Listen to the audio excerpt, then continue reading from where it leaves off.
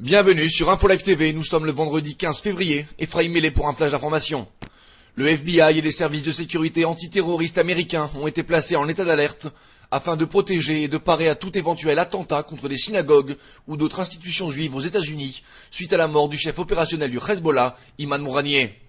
Pendant ce temps-là, en Israël, un haut responsable politique israélien a affirmé que toute attaque contre des représentations juives ou israéliennes à l'étranger sera considérée comme un attentat antisémite. Le bureau du Premier ministre a de plus demandé aux Israéliens à l'étranger de faire preuve de la plus grande vigilance. La ministre israélienne des Affaires étrangères, Tzipi Livni, a affirmé ce jeudi qu'Israël serait capable de contenir la menace posée par le Hezbollah suite aux déclarations du groupe terroriste chiite jurant de venger la mort d'Imad Mouranieh, tué dans une explosion à Damas. Madame Livni a affirmé hier, lors d'une brève visite à Washington, qu'Israël était un pays fort, que le peuple juif était un peuple fort et que l'État d'Israël saura contenir de telles menaces. Le secrétaire général du Hezbollah, Hassan Nasrallah, a réagi lui aussi à la mort du terroriste international Imad Mouranieh, en affirmant, je cite, que son sang conduira à l'élimination d'Israël. Le dirigeant de l'organisation chiite a de plus juré de frapper des intérêts juifs et israéliens à l'étranger, en accusant Israël d'avoir tué Mouranieh à Damas. Israël a cependant dénié toute implication dans la mort du terroriste. L'Égypte ne tolérera aucune nouvelle brèche dans sa frontière avec Gaza. C'est ce qu'ont déclaré hier des responsables égyptiens, un peu avant de rencontrer une délégation du Hamas, menée par Mahmoud Azzar.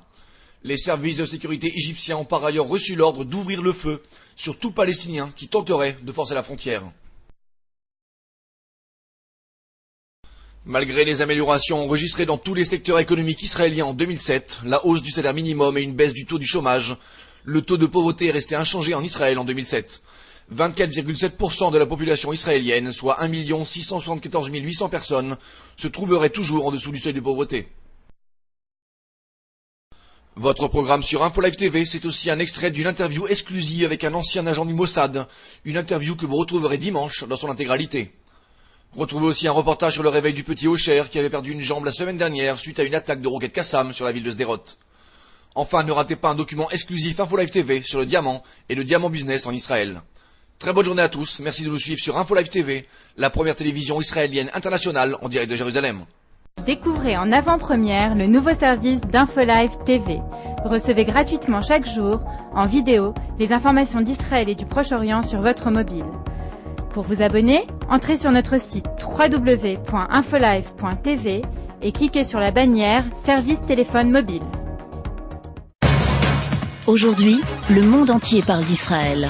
Mais qui parle d'Israël au monde entier, en temps réel, en 4 langues et en direct de Jérusalem? Infolive.tv, la première chaîne de télévision internationale israélienne. 24 heures sur 24, 7 jours sur 7, suivez de l'intérieur l'actualité d'Israël et du Moyen-Orient.